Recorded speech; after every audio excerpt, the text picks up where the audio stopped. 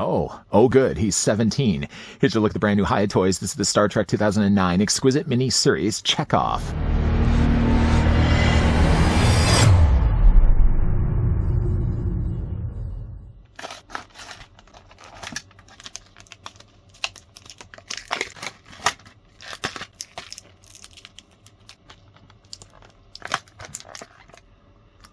In the film, Checkov is renowned for his intelligence and technical skills, serving as communications officer responsible for communicating with other ships and entities. His Russian accent and humor lighten up the atmosphere during crisis. In some situations, he takes on the role of navigator, aiding and guiding the Enterprise through interstellar space. I really hope this review can move forward without needing his ensign authorization code. Speaking of moving forward, I guess before moving forward, I'd like to also thank the folks over at Hiya Toys that provided, though, the sample of the Exquisite mini-series Star Trek 2009 Ensign Checkov that we can have a look at in this review. Taking, though, the tape measure, he's going to stand about the same as the other Exquisite mini-series figures we've already had a look at. Don't worry, I will be bringing those in a second. Yeah, he's about 3 3/4 of an inch in height, working out to be a figure that's about 9.5 centimeters tall. Wait a minute. You're saying that there were other Star Trek 2009 Exquisite mini-series from Hiya Toys? Yeah. We've already had a look at Captain James T. Kirk. I think in this proper order as well. We also looked at Mr. Spock, and then just before moving over to Checkov, we also looked at Dr. McCoy. No final frontier in sight when it comes to these accessories, as I think all the ones we get here with Checkov were ones we already got with either Kirk, McCoy, or Spock. We're also as well, I think, getting an Exquisite mini-series of Scotty, and I would imagine some of these accessories will get borrowed over to him as well. First, though, Checkov does come included with a display stand. I really like these stands because they look like a view screen inside of the Enterprise. It just so happens, though, to be exact same stands that we've already got with the other 3 figures that are just over there right now. If you look at the stands on the top side, you can see there's the Star Trek symbol, the Starfleet symbol. On the bottom of it, though, the thing I really like about it, too, is that not only does it have Star Trek on the bottom, but also, too, a placement of slots. There's 2 here, there's 2 here, and rinse and repeat down here as well. Included as well with all these Star Trek Exquisite miniseries, you get these eye brackets. Quickly put it inside the slot. I just want to show you guys what they look like individually. Not all that exciting, no, I know, it's just a big capital T. But they do serve at least a purpose if you plug them into any one of those slots. If you get another one of these, which I just happen to have another 3, plug them in place, and now instantly like that, you've got yourself multiple display stands connected together. It isn't so much, though, like terrain, like, for example, when we've looked at the G.I. Joes, where you could realistically add more and more of these together and we just look like a big giant battlefield. With this, though, being so specific like screens, having more of these connected together, I don't think it loses some of the illusion. I think I would rather have just had these displayed separately. In fact, actually, most of my Exquisite mini-series figures, I tend just to only have them on their stands on their own. G.I. Joes and like Predators and stuff like that are the only times I really have combined the stands together. Anybody really care? Oh, this guy cares. This guy cares over here. No, this guy doesn't care. This guy doesn't care. Oh, you really don't care. You're like, oh, just like move this along. Okay, we'll move this along. The figure does also come included with a communicator. Now, it's actually funny that we're working smaller here because just up to this point, last week, I think, or the week before, we looked at the Exquisite Super Series of Star Trek characters Kirk, Spock, and McCoy. And it's funny, though, enough that we're also looking at a smaller version of Checkov because slated to release, I don't know if it's dropping anytime soon, but we're going to be also getting an Exquisite Super Series of Checkov. But all of them, by the way, would have had a communicator a little bit bigger than this. Chekhov's communicator is a little bit smaller because, of course, he's a smaller character. It does fit into his hands. Now, he has already a hand out of the packaging that really seems like the best fit for this. You take this Pop-Tart shaped communicator. I really don't like the communicators from the 2009 film. You can either put it in his hand. He could, really be confusing the poor person on the other end of this. Sorry, what are you saying? You can put the communicator in his hand, or what you can also do too, providing you still have the belt on him, because the belt is removable, just kind of move his arm out of the way. You can take the communicator and slide it into the holster. You know what, let's just move this arm the other way. There we go. That's going to make things a little bit easier. Take the communicator, and if I had hands the size of his, that would this make things so much easier. But basically, you just take the communicator. How many times we're going to do this? And that just holsters into, get in there. There we go. Just fits into the holster like that. No easy job at all. What might be a little more of an easier job, the figure does also come included with this phaser. The phaser does have the kill setting on the inside. That's good. It's set to safety, or I guess set to stun. It's a nice silver phaser, of course, and he doesn't have necessarily really the hands right now to hold this, but he will in a second. Again, he also has this holster on the opposite side of the belt, where the phaser is a lot easier to fit in place. Now, this probably, if he's going to be helming, I guess not really helming, if he's going to be piloting the Enterprise from the front console, he probably isn't going to be wearing this belt. This belt is better suited, I think, if he's going to be going on away missions. The belt is removable, if you guys are interested. Simply all you really have to do is just kind of move, first of all, his arms, get his arms out of the way, take maybe the phaser out of the way as well.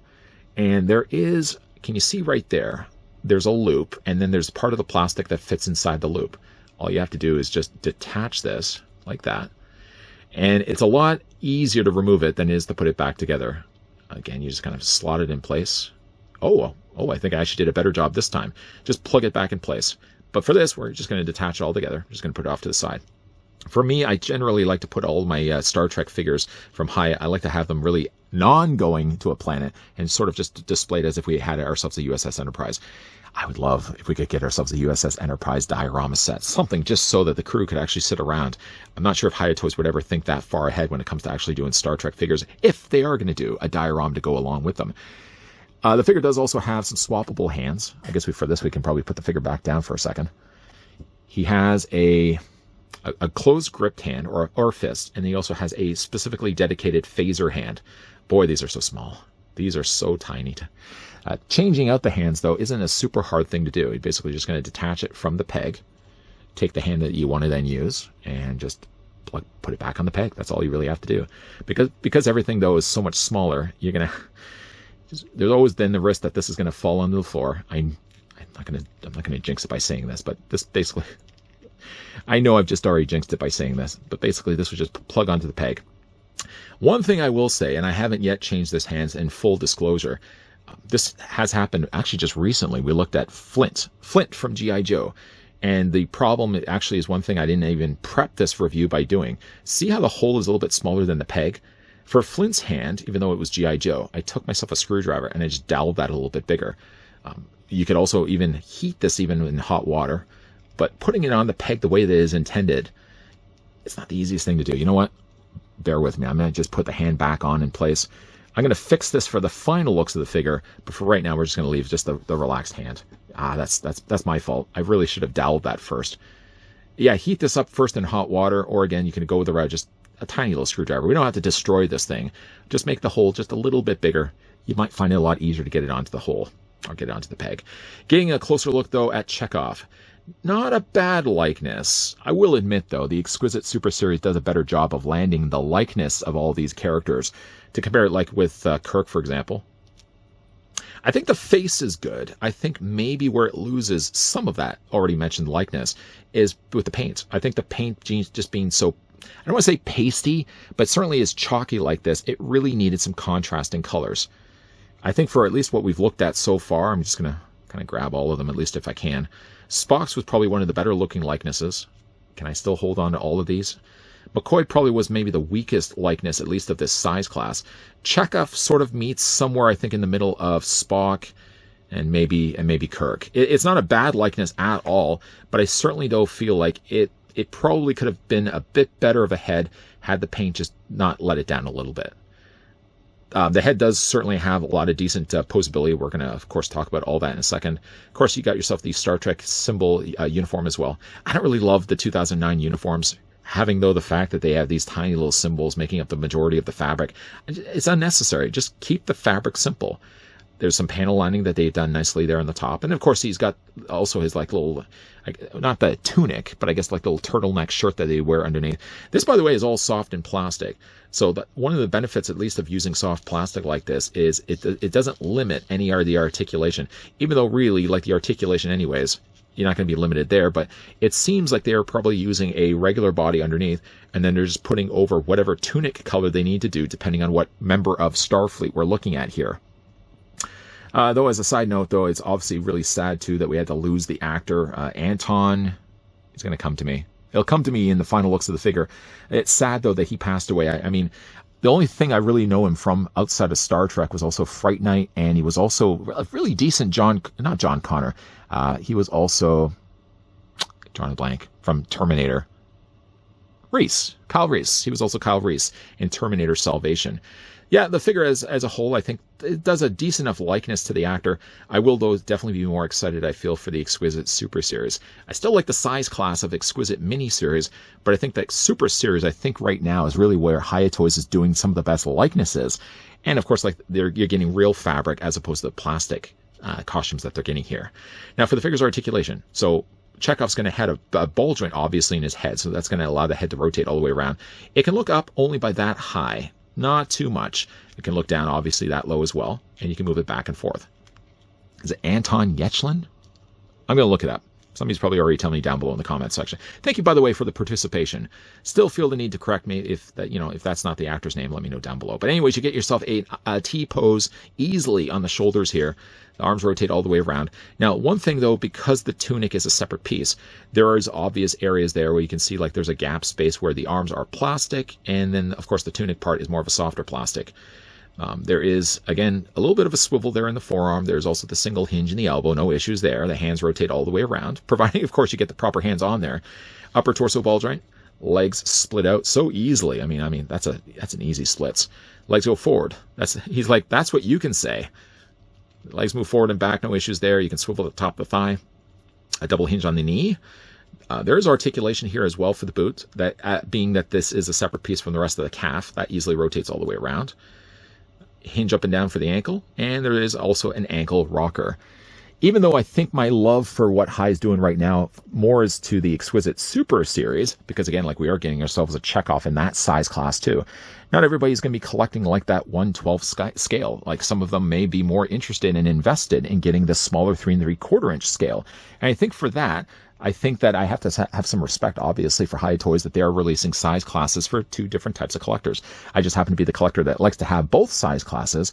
I will say, though, like for the smaller class, the likeness isn't the best, but I think it's still pretty close. And I will say, like, Checkov probably looks more like the actor than it may be like the case of Bones. Bones, I think, at least from what we've looked at, because there's also going to be a Scotty that's going to get released as well. Bones may have maybe the weakest likeness of the 4 figures here. Checkov, I think, is kind of in between. Well, he's essentially really in between Spock being the best likeness. Captain Kirk wasn't so bad. He is definitely one of the better looking likenesses that we've gotten. And of course, again, too, like if you're looking to collect specifically 3 3/4 inch scale, Hiya Toys have been doing it for a while now, really perfecting the art of releasing small scale figures that have tons of accessories. I like, again, in this case, the Star Trek 2009 movie specific accessories. It's a nice figure. I don't have a fault with it other than, again, like just, I'm more really liking the Exquisite Super Series because, again, you get the real fabric. The likenesses, I think, are a little bit better. But if you are still collecting the smaller scale line, Hiya Toys still has you covered. The actor I was trying to think of was Anton Yelchin. And actually, surprisingly, he passed away June 19, 2016. Here, thinking that he had actually just passed recently, you start to look at that. He died almost 10 years ago. When you think of Star Trek came out in 2009. We're already now coming up to the 16th anniversary of that first film, and still there's talks of doing a 4th film. Obviously, they may either have to recast or just completely rewrite out Checkov into the 4th film. It's a sad thing, too, because I thought that Anton did a great job of pulling off not only just the likeness, but also the voice mannerisms of Checkov. Now, also, one thing, too, of wrapping up the review of him, I was able to at least heat up that hand, because remember we had a little bit of the issue where the peg hole wasn't properly sized. Yeah, I took a screwdriver, just made the hole a little bit bigger. I heated a few seconds just with a hairdryer just to soften up the plastic, just to ensure proper snappage, maybe snappage isn't the best word, proper clippage onto the peg on the ends of his form. And now, of course, he can hold his phaser. Now, you can either choose to have any of these figures, because I think all of them have had away team belts. For me, at least, I just generally like to consider that all of them are right now sitting inside the Enterprise. None of them are going to be walking around with belts anyways. So I just usually just have those extra away team belts. I put them in a separate standalone little bag. I even write on that Star Trek. I don't know why I felt the need to write Star Trek on there, but I have them already stored away with all the other accessories I don't currently have displayed with the characters. By the way, though, I do also have them all with their display stands.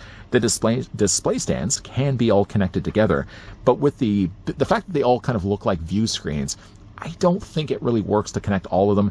It certainly does connect better when you've got like the Predator figures, you got the G.I. Joe figures, because like the terrain is just so neutral. It doesn't look like it has to be anything other than just mud. So you can get away with attaching multiple of those together. But because this is so specifically an outline frame view screen, I don't think it really works as well to connect them together, but you don't have to do them. You can just leave them separately, though, as you wish, if you're collecting these for yourself. Now, again, like this one, I noticed, though, with Checkov, many of the sites seem to have sold out on him. I don't know if people were just scooping him up because they like Checkov, or because, again, like the actor Anton had passed away. He is a little harder, I think, to find over the other Exquisite mini-series figures that have come out. But if you are certainly collecting the Exquisite Mini, Checkov obviously is a well-welcomed addition to the growing army, well, let's not say growing army, the growing ranks of Starfleet. There's talks, of course, that we are going to be getting ourselves an Exquisite Mini series of Scotty. And on the flip end of that, if you're only really more collecting the Super series, there's an Exquisite Super series Checkov in the pipeline. Or I guess in the transporter stream. Something. I mean, McCoy wouldn't want to be in the transporter stream. Chekhov's all fine for that. Big thank you again to the folks over at High Toys that did provide the sample of the new Star Trek 2009 Exquisite Mini Series Checkov that we could actually check off on our list of ones we've already had a look at here on this review. Boo. That was terrible. If you guys did enjoy this video, do it a solid and throw it a like. You guys want to stick around for more so?